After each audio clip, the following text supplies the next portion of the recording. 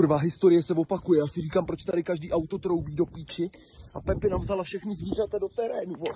Kurva, au, vajs. Píčo, už to vidím. Kurva, tady málem byla kalamita, vole. Pepino, jebe ti?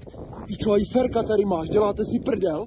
Ty vole, tady blokujete silnicu a ještě se tady mrdáte, ale domů. Dělej, běž domů. Píčo, ona nepůjde, hochu. Pepino! Tohle to není normální, vole. Auta tady lítají jako kráva. Píčo, ona zase nechce jít dom. Ona se pouká, ta svině, chce tady pojebat od někoho a nechce jít za boha do... Pepino, vole, přece zase nebudu vytahovat kárku.